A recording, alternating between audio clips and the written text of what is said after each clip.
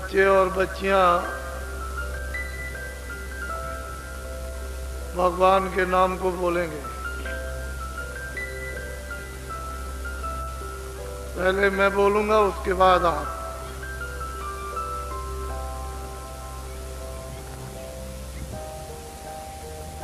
जय गुरुदेव।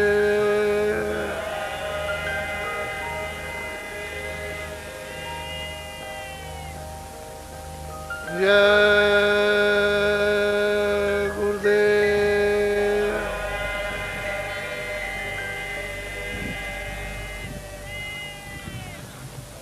जय गुरुदेव।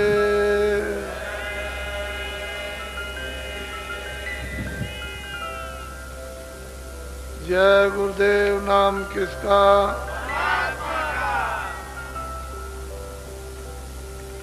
जय गुरुदेव नाम किसका?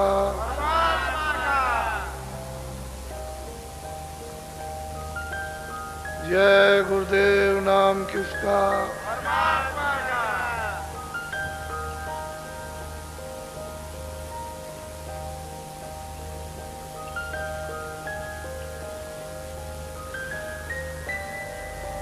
नर नारियों,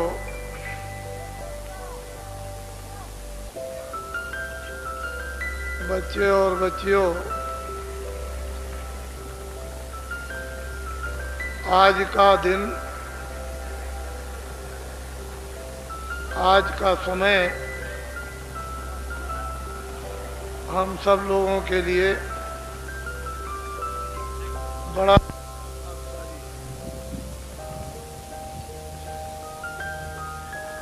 हम सब लोगों के लिए ये खुशकिस्मत ये दिन है।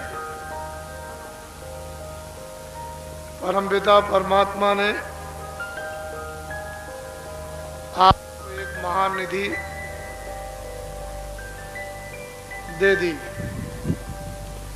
और उन्होंने आप पर सबसे महान कृपा कर दी। इससे बड़ी कृपा और कोई भी नहीं होगी। परमपिता परमात्मा ने ये अनमोल आपको ये मनुष्य, ये शरीर, बेशकीमती ये जिस्म थोड़े दिन के लिए आपको दिया।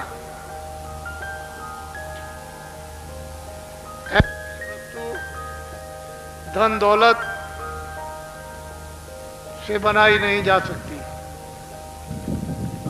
जब इतनी बड़ी चीज आपको दे दी और उसने आपको दो अधिकार पूरे पूरे दे दिए, एक अच्छे काम करने के, एक बुरे काम करने के। बुरा से बुरा करो और अच्छा से अच्छा करो, उसकी तरफ से कोई भी बंधन नहीं,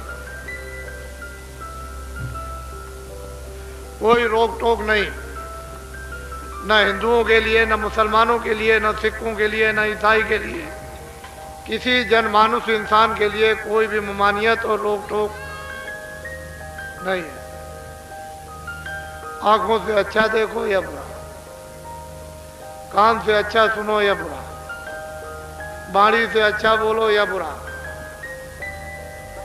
मन से अच्छा संकल्प करो या बुरा, बुद्धि से अच्छा विचार करो या बुरा, हाथ और पैरों से अच्छा काम करो या बुरा, आपको पूरा पूरा अधिकार उसने दे दिया। ये अच्छा और ये बुरा। और जो कुछ भी आप सुबह से शाम और शाम से सुबह 40 बरस हो गए हो, 60 बरस हो गए हो, 80 बरस हो गए हो, जो कुछ भी आपने अच्छे और बुरे काम किए वो सब उसके यहाँ लिखे जा, लिखे गए। ना एक अच्छा छूटेगा, ना एक बुरा छूटेगा। जब उसने अनमोल ये मनुष्य शरीर आपको थोड़े दिन के लिए दे दिया, तो हिंदू, मुसलमान और सिखों और ईसाइयों ने कभी अपनी अकल और बुद्धि से ये कभी सोचा है कि ये क्या है?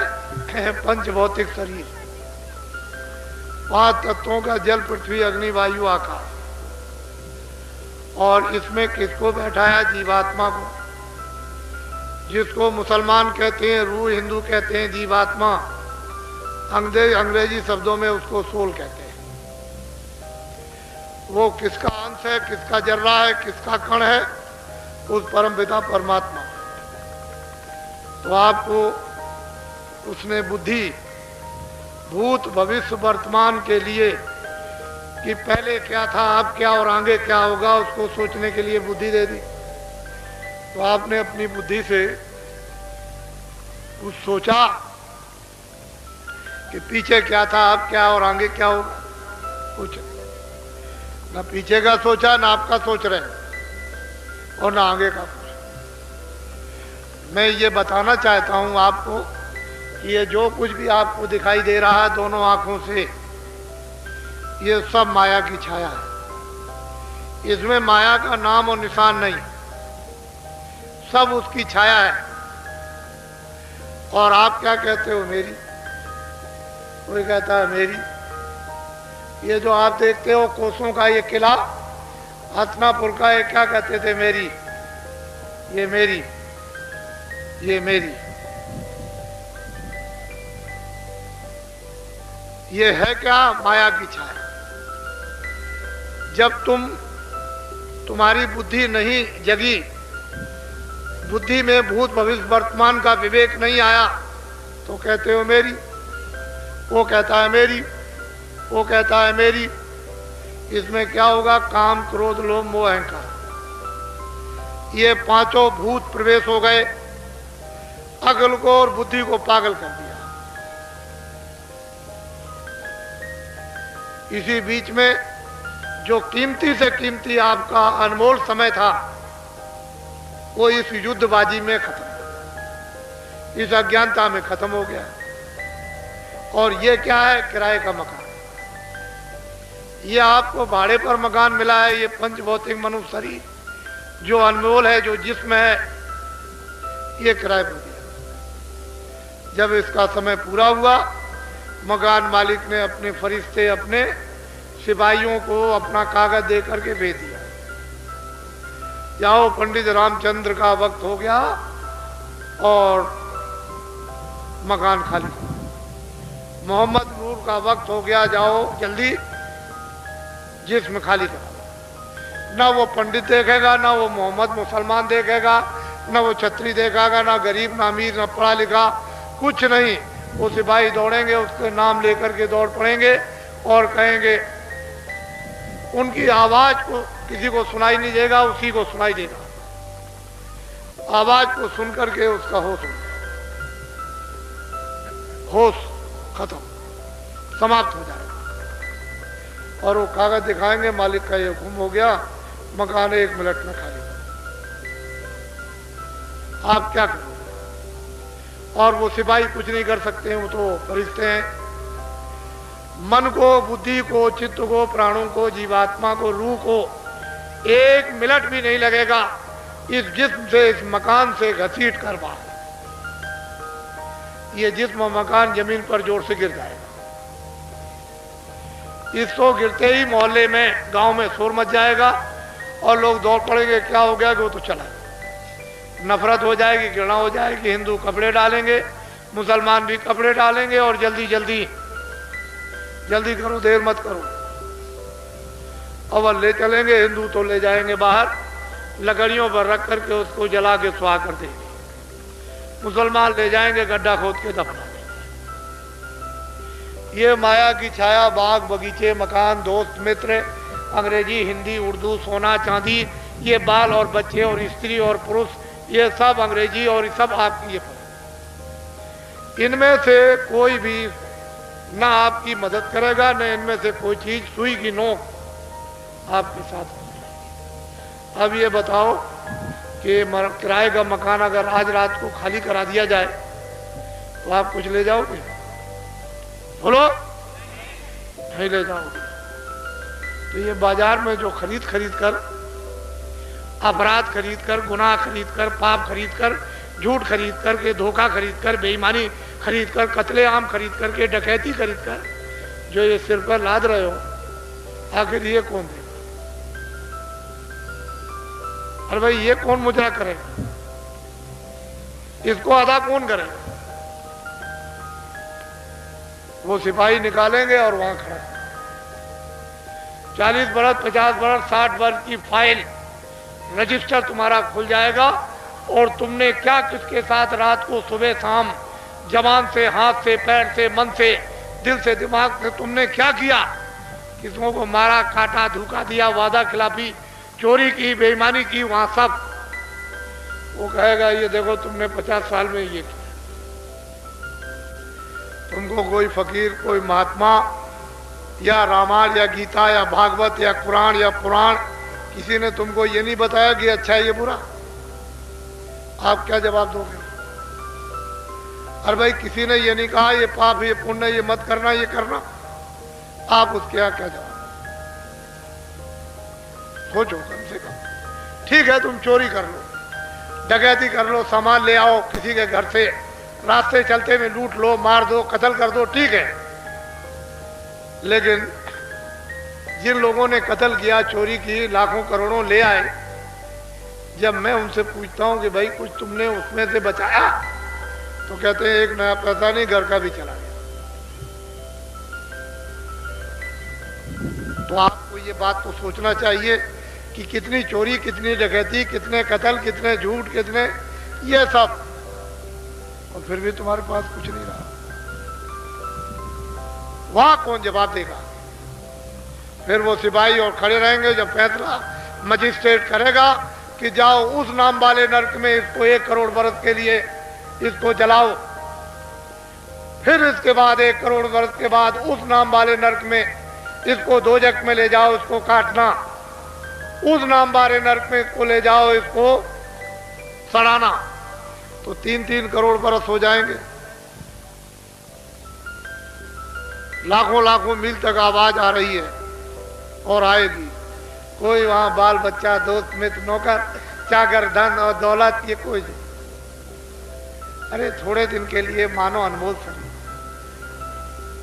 आपको दिया गया, उसमें ये आफत, ये गुनाह, ये पाप, ये बोझे खरीद खरीद करके सिर पर रखो। अब बाबा जी की बात को बड़े ध्यान से सुनो। बाबा जी आपको साधु बनाने नहीं आए, ना आपका घर बार छुड़ाएंगे, ना साधु बनाएंगे, ना बच्चों से अलग करेंगे, ना नौकरी छुड़ाएंगे, ना खेती छुड़ाएंगे, ना दुकान छुड़ाएंगे, ना हिंदू बनाएंगे, ना मुसलमान बनाएंगे, ना सिख बनाएंगे। तुम जहां जो हो वैसे ही रहो।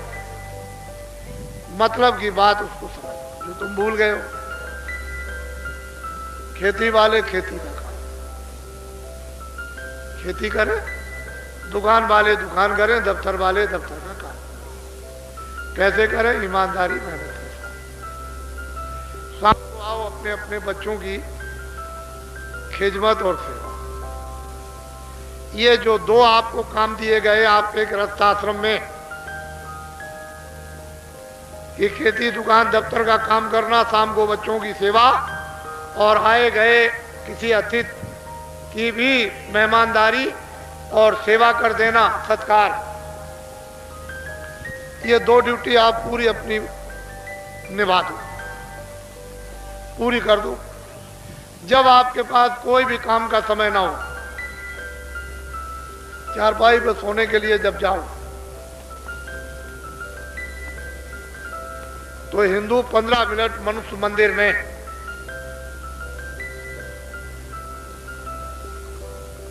भगवान का भजन आत्मा से करें।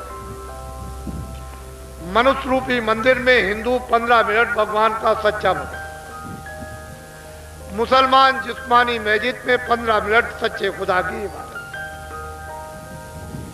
ईसाई इस बाड़ी में उस घाट की सच्ची 15 मिनट प्रार्थना, और सिख स्तन में सच्चे नाम की या गुरु ग्रंथ साहब की सच्ची, यानी सच्चा पाठ या सच्ची नाम की कमाई। चारों वर्गों के, चारों धर्मों के, चारों जातियों के लोग अपने अपने फकीरों और महात्माओं, उस्तादों और आचार्यों के मुताबिक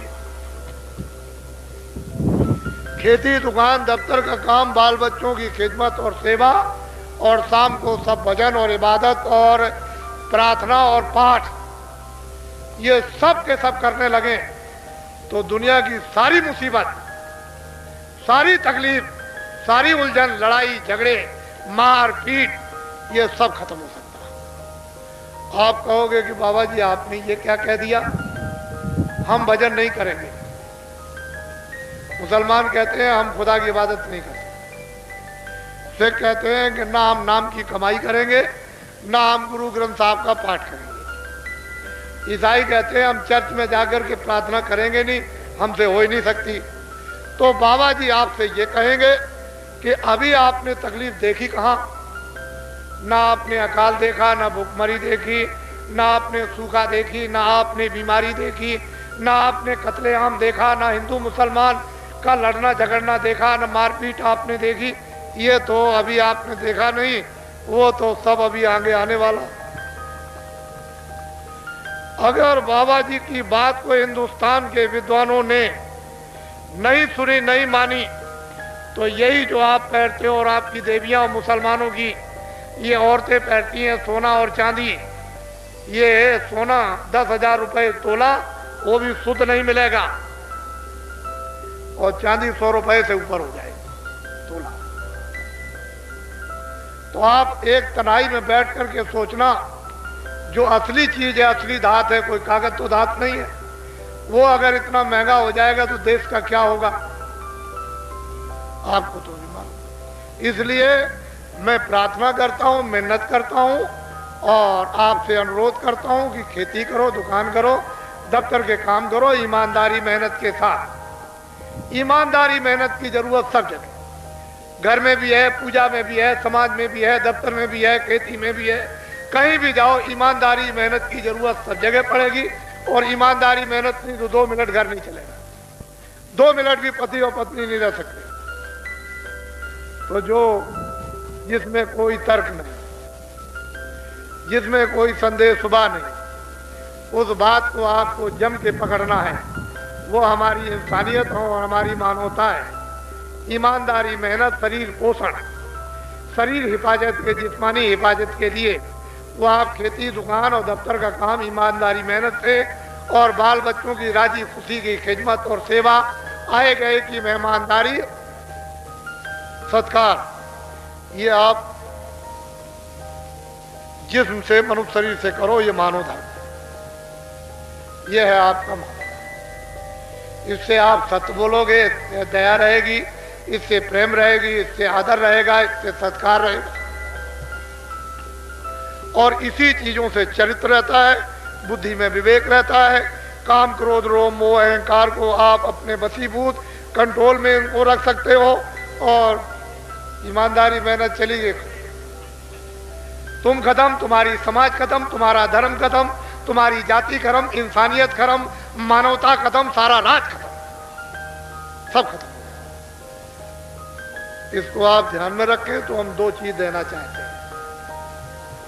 जितने हमारे छात्र आए अपनी चीज लेकर जाएंगे, जितने भी हमारे भूमि जोतक, खेतिहर, काश्तकार आए अपनी चीज लेकर जाएंगे,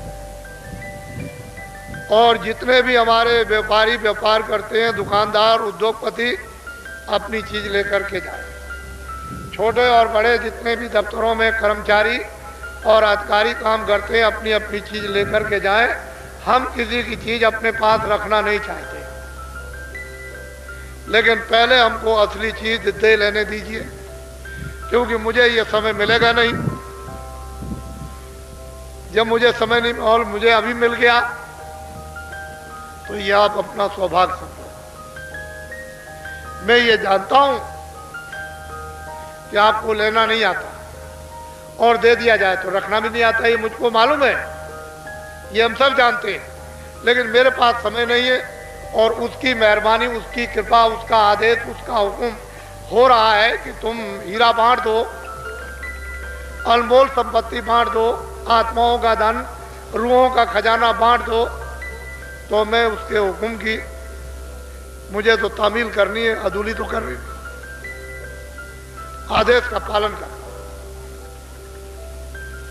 मेरे पास समय नहीं है, देश इतना बड़ा है, गांव इतने हैं, पूरब पश्चिम है, इसलिए मुझे पहले अनमोल वस्तु दे लेने दीजिए, क्योंकि ये अवसर कभी मिलेगा नहीं। आधी घड़ी, एक घड़ी, आधी घड़ी, आधी में पुनः जरा सा भी, अरे बूंद बूंद भर के तुम एक एक पैसा जोड़ते हो, लखपति और करोड़पति हो जाते हो।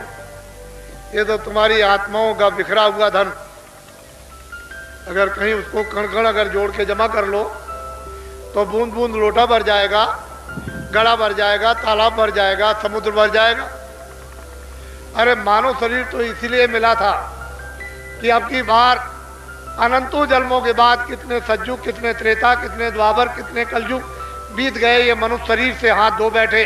अब की उसकी कृपा और मेहरबानी हो गई तो इस जीवात्मा को जहां से आई वहां पहुंचा दिया जाए।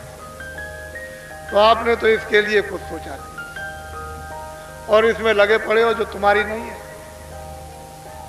ये भी तुम्हारा नहीं और ये भी तुम्हारी नहीं, लेकिन इसके लिए कहा कि इसकी हिफाजत करना, इसकी मलहम पट्टी करना, देख रेख करना, इसमें जो जीवात्मा बैठी है इसकी रक्षा करके उसको जगा लेना और जहां से आई पहुंचा देना। तो अब वो भी काम नहीं किया और इसका भी नहीं, इसको भी तोड़ फोड़ दिया। जब उसने इसको दिया था तो शुद्ध, साफ, पाक, निर्मल, न मन गंदा, न बुद्धि गंदी, न चित्त गंदा, न इंद्रियां गंदी, न दिल न गंदा, न दिमाग गंदा, न आत्मा गंदी, न रूह गंदी, पाक साफ। जब वो आप अधिकार दे दिया तो आपने गंदा कर दिया। अब जब मांगेगा तो पूछेगा हमने तो तुमको साफ दिया था, तो ये गंदा क्यों तुमने किया? यही तो तुम्हारे ऊपर जिम्मेदारी, क्योंकि उसने अपने हाथ में कुछ नहीं रखा। तो अमोलक वस्तु आपके पास समय कहाँ, आप सुबह से शाम तक ये बेचारे जो आए हुए हैं भूम जो तक अपने अपने दर्द को, अपने अपने कैंसर को, अपनी अपनी बीमारी को, अपनी अपनी तबीयत को इस तख्त पर पटको, ताकि हम ये समझ जाएं कि तुमको ये तपेदिक हो गई, तुमको ये कैंसर हो गया, तुमको ये फोड़ा हो गया, तुम में इतना मवाद है। इसको जब पटकोगे इस मंच के ऊपर में तो हमने दवा बना ली, फट दवा निकालेंगे और तुमको दे देंगे, लो ये खा। हमने ये सब दवा बना करके रख ली। अब अगर हम ऐसे जबरदस्ती खिला दें बिना बताए तो आप मुंह बंद करने लगोगे, आप में भाव नहीं रहेगा, क्योंकि तुम ये सोचोगे कि बाबा जी दवा खिला रहे तो कोई जहर तो नहीं दे रहा है। लेकिन जब तुम में भाव बन जाएगा कि अरे भाई हमें तो कैंसर हो गया, फोड़ा हो गया और ये बीमारी हो गई, ये हो गया वो, और ये तुम अब ठीक हो जाओगे तो मुंह खोल दोगे, मुझे डालने में सहूलियत और तुमको अंदर ले जाने में सहूलियत, दोनों तरफ से आसानी हो जाएगी। तो तुम पटको, अपनी अपनी तकलीफों को, दर्दों को बाहर निकाल दो, रखने की अब जरूरत नहीं। क्यों कि तुम बाहर फेंकने वाले बन जाओ और दूसरा लेने वाला बन जाए, इतनी तो बात है। तो अनमोल चीज पहले आप ले लीजिए, यह अवसर नहीं मिलेगा। इतनी मैं आपसे प्रार्थना और अपील करूंगा कि आप लोग सबके सब शाकाहारी हो जाओ। जितने अनाज दिन में 100 बार खाओ, जितनी सब्जियां दिन में 100 बार खाओ, सूखे और गीले फल दिन में 100 बार खाओ, और हजम कर सकते हो तो दिन में 100 गिलास दूध के पियो, और भी हजम कर सकते हो तो 1 किलो घी तुम खाओ। तुमको अगर मना करे तब तुम कहो कि बाबा जी ये आपने क्या किया, ये क्यों मना कर दिया। लेकिन शाकाहारी जीवन बनाओ। और एक प्रार्थना और मिन्नत ये है, इसको अपील समझो, प्रार्थना समझो, मिन्नत समझो, आरजू समझो। एक हमारी आपसे ये प्रार्थना है कि आप लोग शराब पीना छोड़। जो कोई भी शराब पिएगा, हिंदू हो, मुसलमान हो, सिख हो, ईसाई हो, छोटा हो, बड़ा हो, अमीर हो, गरीब हो, कोई हो, जो कोई भी शराब पिएगा उसके घर बच्चे बर्बाद, उसका घर बर्बाद, उसकी स्त्री बर्बाद, उसका धन बर्बाद। जो कोई भी शराब पिएगा वो बच्चों को मारेगा, स्त्री को मारेगा, माँ बाप को मारेगा, भाइयों को मारेगा, अड़ोस पड़ोस को, और गाली गलौज देगा। जो कोई भी शराब पिएगा झूठ बोलेगा, धोखा देगा, बेईमानी करेगा और वादा खिलाफी करेगा। जो कोई भी शराब पिएगा वो चोरी करेगा और डकैती करेगा और कत्ल करेगा और कत्ल करेगा। आपके पड़ोस में कोई भी शराब पीता उसको देखिए, अगर उसके बच्चे और स्त्री दुखी ना होते हो तो मुझे सुख में रहते हो तो मुझे बता दीजिए। आप आपसे मेरी प्रार्थना है, इसको छोड़ दो। ये आपके न हित में है, न शरीर के हित में, न परिवार के हित में, न बच्चों के हित में है, न आत्मा के हित में, न लोक के हित में, न आपकी कीर्ति के हित में, न परलोक के हित में, कुछ किसी तरह का आपके हित में है ही नहीं। इसको आप छोड़ दीजिए। ये मेरी अपील है। मैं कोई तो जुल्म जोड़ तो कर नहीं सकता, क्योंकि मुझे भी कहने का अधिकार है, ये बुरा ये अच्छा। आपको अधिकार है उसको मानना न मानना। तो मैं इतनी अपील तो कर ही सकता हूँ, प्रार्थना तो कर ही सकता हूँ। फिर दिन में आप खेती करो, दुकान करो, दफ्तर का काम करो, बच्चों की सेवा करो, और शाम को भगवान का जिस तरह से बता दिया जाए 5 मिनट 10 मिनट 15 मिनट बैठकर सुबह शाम को लेटकर खेत में खलिहान में जहां कहीं भी समय आपको मिल जाए वो भगवान का भजन। अगर तकलीफ न चली जाए तो मुझसे कहना, लेकिन कहोगे कि मैं ये काम नहीं करूंगा तो शास्त्रों का निचोड़, धर्म पुस्तकों का निचोड़, मजहब किताबों का निचोड़, कि जीवन के कष्ट कलेश दुख शोक संताप लड़ाई झगड़ा बिना हरि भजन के नहीं जाती, वो जा ही नहीं सकती। और ये कहो कि खाली पेट भरने के लिए चिल्ला रहे हो, तो तुमसे अच्छे जानवर हैं, तुमसे अच्छे पंछी हैं, उनकी किस्मत में उनकी प्रारब्ध में वो भोजन रखा हुआ है जो उड़ कर जाते हैं और पेड़ों पर बैठकर मैदान में बैठ कर के चर लेते हैं और पेट भर लेते हैं। और तुमको ये पंच भौतिक मनुष्य शरीर दिया और बुद्धि दी है, और तुमने अपनी प्रारब्ध को ठोकर मार दी, किस्मत को खो दिया। तुमने भगवान पर खुदा पर यकीन विश्वास किया ही नहीं कि मेरी प्रारब्ध में सब कुछ रखा है, मेरी स्वास्थ्य पर मुझको मिलेगा इस शरीर की रक्षा के लिए, तो उसको तो आपने प्रारब्ध को गड्ढे में डाल दिया। नया काम कोई करते नहीं हो, प्रारब्ध तो ठोकर लगा रहे हो, गड्ढे में डाल दिया। अब रोते हो और चिल्लाते हो, तो तुम ये समझो कि भगवान ने हमको जो प्रारब्ध दी है वो देगा, शरीर की रक्षा के लिए खाना भी देगा, पानी भी देगा, कपड़े भी देगा, सब कुछ देगा। अब आप कोई नया काम अच्छा करना, जो किया है तुमने बुरा उसको अब छोड़ो। थोड़ा समय बचा है, ये भी हाथ से जाने वाला, और ये लौट के फिर आपको मिलेगा नहीं। मनुष्य शरीर मिलेंगे जो इस गांव से चले गए, वो कभी भी इस गांव में आए नहीं कि मैं आ गया। तुम रोज देखते हो कि बच्चा जब घर में पैदा होता है तो आज तक राजा के यहाँ, धनी मानी के यहाँ और किसी भी काश्तकार के यहाँ बच्चा हंसता हुआ तो कभी पैदा हुआ नहीं। जितने भी बच्चे पैदा होते हैं सब रोते हुए। क्या तुमने अपनी बुद्धि से सोचा है कुछ लेके आया? कुछ जाति लेकर आया, कुछ भाषा लेकर आया, कुछ पहचान लेकर आया, कुछ सुनना लेकर आया, कुछ समझना? खाली रो रहा, चिल्ला रहा। काहे में चिल्लाता है? दर्द में, पीड़ा में चिल्ला। तुम बड़े नादान और पागल निकल गए कि संसार को समझने की, जड़ चीजों के समझने की तुमको बुद्धि दे दी और फिर चिल्लाने लगे मेरी। वो ऐसा मतलब नादान है कि जाते वक्त में एक मारेगा पीछे से ठोकर, तुम गिर पड़ो। पहचान भी रखवा लेगा, सुनना भी रखवा लेगा, बोलना भी रखवा लेगा, समझना भी रखवा लेगा और नंगा कर ये भी वस्तु उतरवा लेगा, बिल्कुल खाली। तुम ये बात तुम्हारे घर घर गांव गांव में घटना होती है। अगर इसी से तुम बुद्धि को जगा लो तो और शिक्षा लेने की जरूरत आपको है ही नहीं।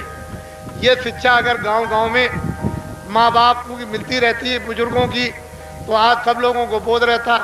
ये सब घटनाएं क्यों आपके सामने उपस्थित होती। तो अनमोल चीज ले लीजिए, मैं ज़्यादा समय नहीं लगाऊंगा, मुझे तो बहुत कुछ कहना है।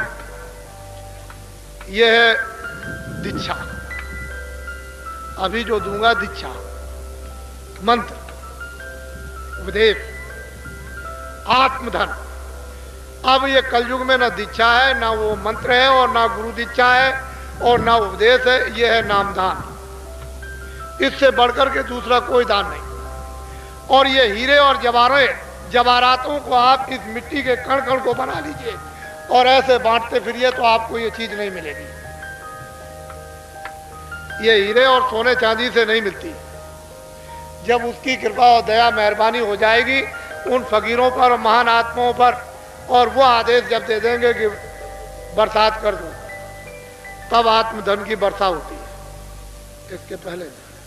तो आप इस अवसर को तो चूकिए नहीं, क्योंकि ये चीज़ मिलने वाली नहीं है, और जो मिल रही उसको संभाल के रखिएगा, फेंक मत दीजिएगा। ये मैं जानता हूं कि महात्माओं का परिश्रम, मेहनत व्यर्थ नहीं जाती।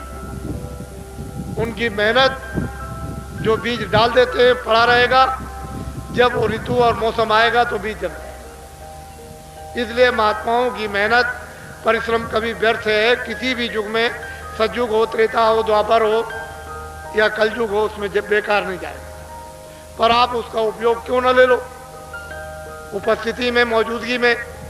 ये नहीं कि आपने कोई बड़ी चीज पाई और उसको रख दिया और फिर उसके बाद जब समय आया आपको चेतना आई तो कहे भाई हमारी तो चीज कहाँ है, तो ढूंढने लगे, वो तो अब गायब हो गई, फिर अफसोस करते रहते। और समय उतना ही है सीमित, दूसरा समय तो आपको मिलने वाला नहीं। तो इसलिए अमोलक वस्तु ले लीजिए, ये नामदान, ये सर्वोपरि नामदान, इससे बड़ा और कोई दान नहीं। सारे संसार की बात साथ आपको दे दी जाए तो कण के बराबर भी नहीं।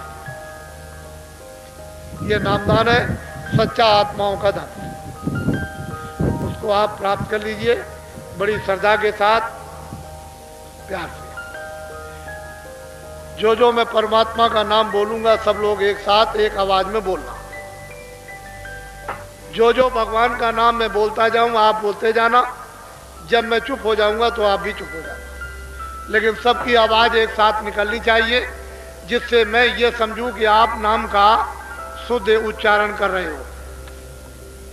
इसमें हिंदू हो, मुसलमान हो, सिख हो, ईसाई हो, कोई भी हो, किसी को परहेज करने की जरूरत नहीं है, घृणा करने की कोई जरूरत नहीं, सबके लिए सब चीजें आ जाएंगी।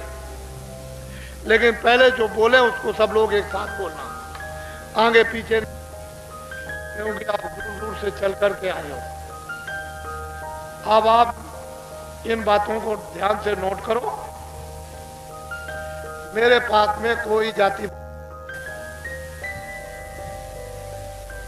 इस किराए के मकान का नाम तुलसीदास, आश्रम मथुरा में है। मैं अपना परिचय दे रहा हूं और यहीं से आपको एक दूसरा खंड प्रारंभ करने जा रहा हूं। इस किराए के मकान का नाम तुलसीदास, आश्रम मथुरा में है। सारे हिंदुस्तान में जय गुरुदेव नाम का प्रचार करता हूं। ना मेरा नाम ना आपका नाम, उस परमपिता परमात्मा का, उस ब्रह्म का, उस सर्वशक्तिमान, उस खुदा, उस गाठ का। मैंने अपना पूरा परिचय आपको दे दिया। मेरे पास जाति कोई बच्चा नहीं, मुझे न राष्ट्रपति की ख्वाहिश, न प्रधानमंत्री की ख्वाहिश, न मुझको राष्ट्रपति बनना, न मुझको प्रधानमंत्री बनना। ये सब चीजें लिखने की हैं। मेरे पास कोई बच्चा नहीं है कि मैं झूठ बोलूंगा, धोखा दूंगा, बेईमानी करूंगा, चोरी करूंगा, वादा खिलाफी करूंगा, आपको ठगूंगा, आपको धोखा दूंगा, आप पर डकैती डालूंगा। मेरे पास कोई बच्चा, मैं फकत बैठा हुआ हूं। मैं तो ये समझता हूं कि ये जितने भी खड़े और बैठे हैं सब मेरे बच्चे हैं। आत्म दृष्टि से, ज्ञान दृष्टि से तो आप मेरे सब बच्चे हो। व्यवहारिक दृष्टि से आप अपने माँ बाप के बच्चे हैं। व्यवहारिक दृष्टि से तो मुझे आप अपना दोस्त बना लो, तुम मेरे दोस्त बन जाओ, लेकिन ज्ञान दृष्टि से तो तुम बच्चे हो। मैं आपको अपना बच्चा समझता हूं। अब यहां से मैं शुरुआत करता हूं। मैं उस जमाने का आदमी हूं जब अंग्रेजों का राज, मैंने अंग्रेजों के राज को, उनके अधिकारियों को, कर्मचारियों को, उनकी व्यवस्थाओं को, उनके न्यायालयों को होश में देखा, बेहोशी में नहीं। उनके राज में 1 रुपए चांदी का 60 किलो गुड़, 60 किलो चना, 60 किलो चावल बाजार में बिकता था। मेरे पूरे होश में 6 पैसा तोला चांदी बिकती थी। मेरे पूरे होश में अच्छी तरह से 12 रुपए प्योर शुद्ध सोना 1 तोला मिलता था। क्षमा कीजिएगा, ना मैंने इतने कत्ल देखे, ना इतनी डकैतियां देखी, ना इतनी चोरियां देखी, ना इस तरह के न्यायालय देखे, ना इस तरह के अस्पताल, ना ऐसी दवाओं की फैक्ट्रियां देखी, ना ऐसे डॉक्टर। ना झूठे मुकदमे और ना झूठी गवाहियां। बड़े सीधे साधे सच्चे लोग गांव में रहते थे। और कोई घटना अकस्मात गांव में हो गई किसी से, चाहे ब्राह्मण हो, चाहे क्षत्रिय हो, चाहे छोटा हो, कोई किसी तरह का हो, फौरन शाम को पंचायत बैठ गई बुजुर्गों की, और तुरंत बिना कचहरी, बिना न्यायालय के, बिना पैसे और बिना स्टाम्प के फौरन बैठ करके और बात फौरन पता चल गई कि किसका इसमें कसूर है, किसका नहीं। मालूम हो गया बेटा तुमने ये बुरा काम किया, ये लो 5 रुपए, अगर ज्यादा कोई जुल्म हुआ तो 5 रुपए प्रसाद लाओ, कन्याओं को खिलाओ, नहीं 8 आने का। ज्यादा कसूर हुआ तो 1 महीने का हुक्का बंद, और ज्यादा अगर गलती हो गई तो साल भर का हुक्का बंद। फौरन कहा कि मैं पैर छूता हूं, इन सब के पैर छुओ और माफी मांगो। माफी मांगी, पैर छुए, आइंदा नहीं। फैसला हो, सब में मोहब्बत, सब में प्यार, मिलजुल करके रहते थे। चाहे कोई भी गांव की घटना हो, ब्याह की हो, शादी की हो, मरी की हो, सब लोग उसके दरवाजे पर। 30 त्योहार में सब मैंने जमाना होश में देखा, और 30 साल सत्याग्रह देखा। 30 साल पूरा सत्याग्रह देखा, स्पीचें सुनी, व्याख्यान सुने, लेक्चर सुने। ये बताया गया कि अंग्रेज हैं, ये जमींदार हैं, ये राजे हैं, ये बड़े दुराचारी हैं, बड़े अत्याचारी हैं, और बड़े ये हैं, और इस तरह से ये सब हमने सुना। 30 साल सत्याग्रह, और उसके बाद 48 में आजादी भारत को मिल गई। तो उस आजादी में न रेडियो का योगदान, न अखबारों का। ये जो भूम दो तक बैठे हुए सब योगदान इन्हीं का। हमने पूरा जमाना देखा, और ये योगदान न अखबार न रेडियो, ये भूम जो था। 48 में आजादी मिल गई, कचहरी मिल गई, अधिकारी मिल गए, फौज मिल गई, खजाना मिल गया, ये मिल गया, कागज पत्र मिल गए, छात्र मिल गए, काश्तकार मिल गए, दुकानदार मिल गए, फैक्ट्रियां मिल गई, सारा सामान आपको मिल गया। अब मैं आप सबसे पूछना चाहता हूं कि ये सब सामान मिल गया, और आप क्या लेक्चरों में कहते थे, देश मेरा है, भूमि मेरी है, हम सबको निकाल देंगे, आजाद हो जाएंगे, और ये करेंगे, सब मेरा है, ये रामायण मेरी है और गीता मेरी। ये सब बड़े बड़े लंबे चौड़े भाषण सुने, हम भी देखते सुनते रहे। ये सब 48 में आजादी मिल गई। तो मैं आपसे ये पूछना चाहता हूं कि अब आप ये काम क्यों करते हैं? बच्चों को मारना, छात्रों को मारना, स्कूल जला देना, कारखाने जला देना, दुकानदारों को मार डालना, दफ्तर जला देना, कर्मचारी अधिकारी मारना, इनको मारना, काश्तकारों को मारना, मजदूरों को मारना, रेल को जला देना, बसों को जला देना, इनको जला देना, उनको जला देना, और फिर अनाज को जला देना। अब आप ये काम क्यों करते? मैं आपसे पूछूं, इससे ये पता चलता है कि आपका देश में आपके कारखाने नहीं है, आपके दफ्तर नहीं है, आपके छात्र नहीं है, आपके स्कूल नहीं है, आप मतलब ये रामायण नहीं, न गीता नहीं है, आपके ये काश्तकार नहीं है। इससे तो ये मालूम होता है कि आपके कुछ है ही नहीं। अब आपने ये काम क्यों किया? मुझे ये बताइए। 40 सालों को मुझे देखते देखते हो गए। ये सारा बोझा आंदोलन का, हड़ताल का, तोड़ का, फोड़ का, राजनी का, मार का, पीट का, कत्लेआम का, मैंने इन सब का आंकड़ा निकाल रखा है कि 40 सालों के अंदर इस प्रजातंत्र में इतना आदमी, इतना छात्र, इतने कर्मचारी अधिकारी, इतने काश्तकार, इतने बच्चे, इतने मजदूर मारे गए कि अंग्रेजों के पौने 200 साल में नहीं मारे गए। ये आपने काम क्यों किया?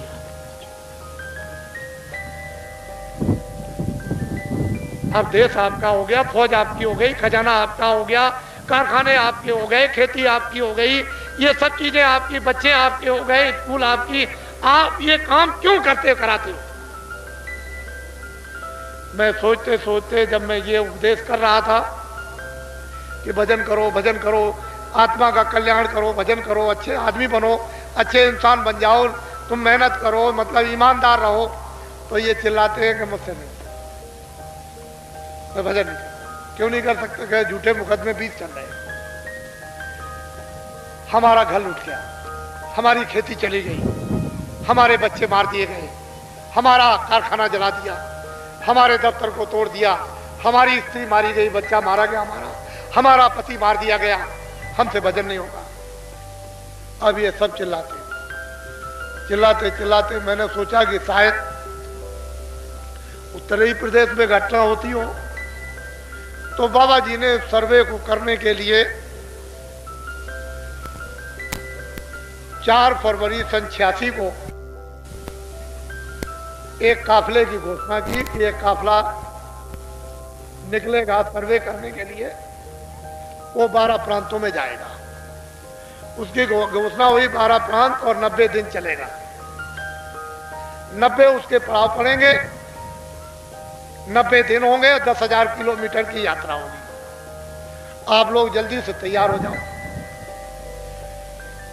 4 फरवरी को ये मथुरा से चला 86 में, और ये मथुरा से चला, पूरब में इधर गया, फिर बिहार गया, फिर बंगाल गया, फिर आसाम गया, कुछ हिस्सा मेघालय, कुछ हिस्सा नागालैंड, फिर भी ये आपके उड़ीसा गया, और फिर मध्य प्रदेश गया, महाराष्ट्र गया, और गुजरात गया, और राजस्थान गया, और हरियाणा।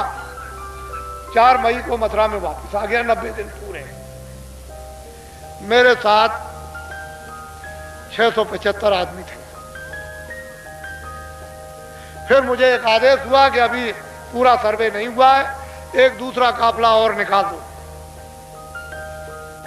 तो दूसरे काफले की एक घोषणा हुई कि वो 26/12/87 को 26/12/86 को चलेगा, 26/12/86 को चलेगा। और वो उस काफले की तैयारी हुई और 26/12/86 को मथुरा से चला। उसका पड़ाव 27 और 28 को अयोध्या में सरजू जी के किनारे। इतना आदमी इकट्ठा हुआ सरजू जी के किनारे अयोध्या में कि दोनों मेले पीछे हो गए। इतना दोनों मेलों में आदमी इकट्ठा नहीं होता जितना कि 27 और 28 दिसंबर 86 को आदमी इकट्ठा हुआ। और वहीं से ये मेरे साथ में चला।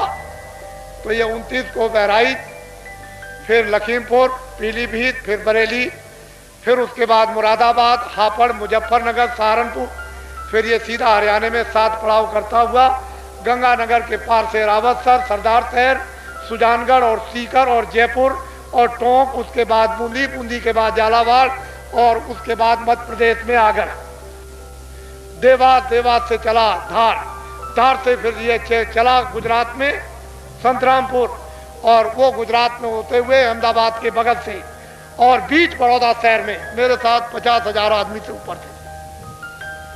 50,000 आदमी से ऊपर थे मेरे साथ। 80 दिन का कार्यक्रम था, 8,000 किलोमीटर की यात्रा थी और 80 पड़ाव थे। अब ये गया महाराष्ट्र में, फिर इधर गया गुजरात, महाराष्ट्र और कर्नाटक गया मेरे साथ 50,000 आदमी से ऊपर कर्नाटक से। और फिर उसके बाद फिर आया मध्य प्रदेश में, फिर उसके बाद में चला गया उड़ीसा, और उड़ीसा के 7 जिले किए। उड़ीसा से बंगाल, बंगाल से बिहार, और बिहार से 15 मार्च को सन 87 में त्रिवेणी संगम इलाहाबाद में इसका समापन निर्विघ्न, कोई रास्ते में विघ्न नहीं, किसी प्रांत में विघ्न नहीं।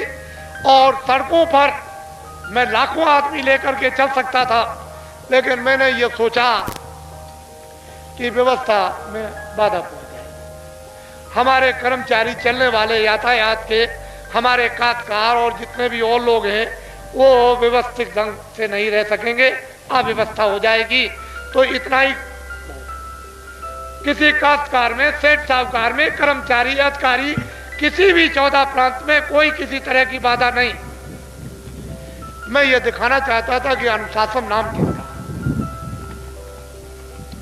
और ये 14 प्रांत में घूम करके ये सीधा उस विशालता के साथ संपन्न हुआ कि कुंभ में इतना आदमी नहीं आएगा। इतना आदमी ये 15 मार्च को इलाहाबाद संगम पर सन 87 में उपस्थित था। यह समाचार रेडियो अखबारों पर नहीं। आपको यह जानना चाहिए कि परिवर्तन रेडियो अखबारों से नहीं हुआ।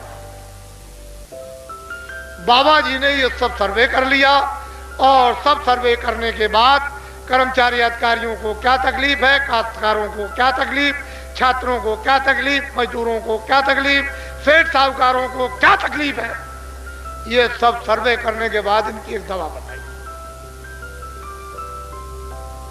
दवा तैयार की गई और फिर उसके दरबार में दवा तैयार कर ली, उपस्थित कर दी गई कि जो आपने आदेश जितना दिया था उसकी पाबंदी की गई, पालन किया गया।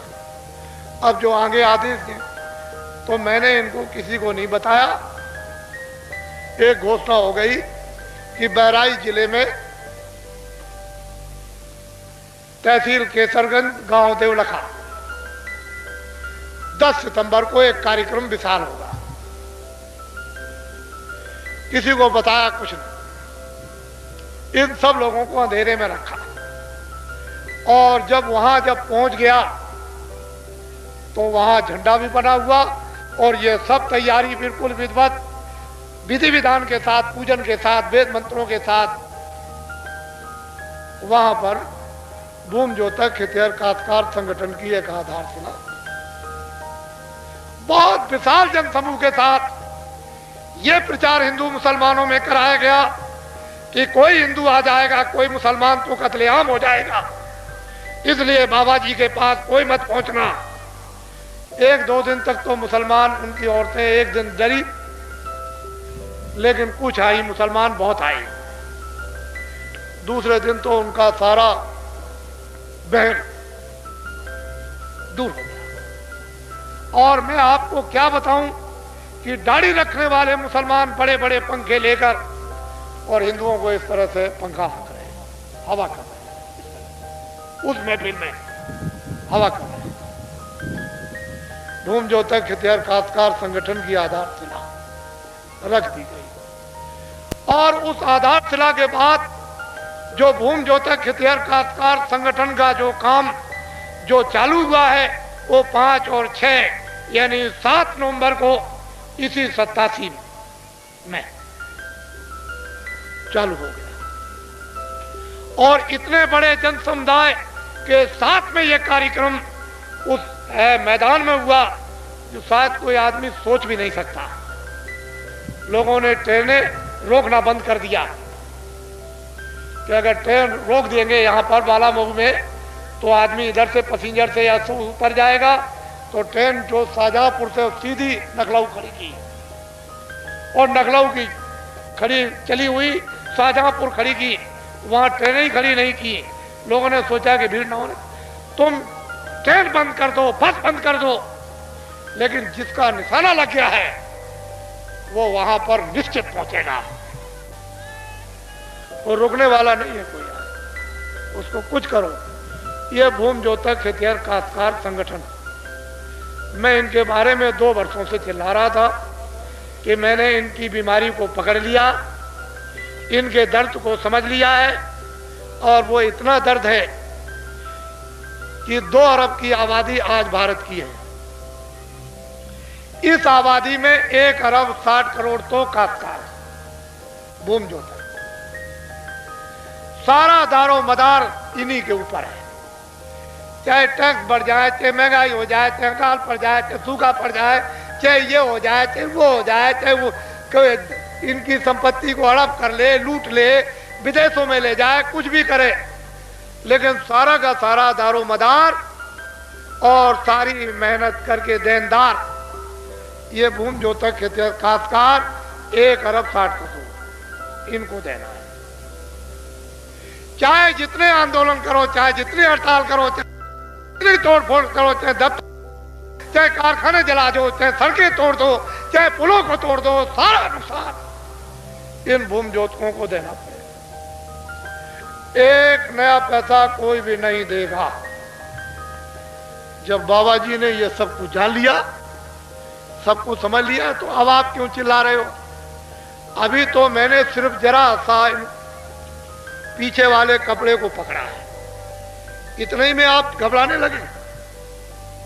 भूम जोतक खेतिहर काश्तकारों का अभी कपड़ा पकड़ा और जरा सा पीछे से ऐसा झटका लगाया कि जरा मेरी तरफ देखो, तो इतने ही में तुम चिल्लाने लगे। इतने ही में स्वार्थी लोग क्योंकि आवाज आने लगी। इसलिए हमने इस झंडे के नीचे, आपको तो पता नहीं कि क्या होने वाला और क्या होगा। चलो जंगलवासियों, आप हमारी तरफ ध्यान रखें। ये सारी की सारी जिम्मेदारी का भार इन हुकूमत करने वालों ने इन भूम जोतक खेतिहर काश्तकारों पर सारा डाल दिया और ये विदीर्ण हो गए, परेशान हो गए, तकलीफ में हो गए। बाबा जी ने इनके लिए दवा तैयार की है। हम दवा बना रहे थे, किसने कुछ दवा बनाई होगी। हसनापुर में कौरवों पांडवों को समझाया होगा, को दवा बनाई होगी। राम ने जब जंगलों की तरफ दक्षिण में गए तो कुछ है बंदरों से, कुछ है कुछ उनको बताया, कुछ समझाया बुझाया होगा। तो आपने तो ये कुछ ना राम का इतिहास और पांडवों के इतिहास को सब पूछे, आपने तो ये सब देखा। बाबा जी तैयारी में मुझे तो दवा बनाकर उसका उपयोग करा देना है। मुझे तो कोई घबराहट नहीं। बड़े ध्यान से सुने आप देशवासियों, छोटे बड़े, हिंदुओं मुसलमानों, सिखों ईसाइयों, एक रास्ते से आए, एक ही रास्ता जाने का। तुम सबका भगवान, तुम सबका खुदा, तुम सबका गान, तुम सबका गुरु एक ही है। ना जानने के कारण अलग अलग हो जाएंगे। अगर जान लिया जाएगा तो अपनी अपनी जगह बैठे रहो। कोई वहीं से सब कुछ देखने को छुपाया अखबार और रेडियो पर कि अगर ये गजट कहीं रेडियो अखबार पर बोल दिया गया तो दुनिया के लोग तमाम जान जाएंगे और हलचल दुनिया में मच जाएगी। हमने सब सर्वे कर लिया, ये नहीं अब दे सकता, देने योग नहीं। इतने दिया या इतने नहीं लिया, ये छोड़ दीजिए। कितने लाखों आदमियों ने एक नया पैसा कर्जा नहीं लिया, लेकिन लाखों आदमियों के नाम चढ़ा हुआ है। बाबा जी इन सब चीजों से अवगत है, हमको इसके विस्तार की जरूरत नहीं। हमने तो सिर्फ इतनी प्रतिज्ञा की है, कहे भूम जोतक खेतिहर काश्तकारों, मैंने तुम्हारे इस झंडे की आधारशिला रख दी और काम इस झंडे का प्रारंभ कर दिया। ऐ भूम जोतक खेतिहर काश्तकारों, तुम अपना झंडा अपने हाथ में ले लो। सबसे पहले पहला काम भूम जोतक खेतिहर काश्तकारों का क्या है कि अपने झंडे को लेना। इनका देश में कोई भी झंडा अभी तक नहीं। इनके नाम से जितने भी झंडे हैं, ब्लाउज के, पेटीकोट के, चोटी के, धोती के, वो तो दिल्ली और लखनऊ चले गए और अखबार रेडियो वहीं से बोलते रहते हैं, लेकिन इनका झंडा कोई नहीं।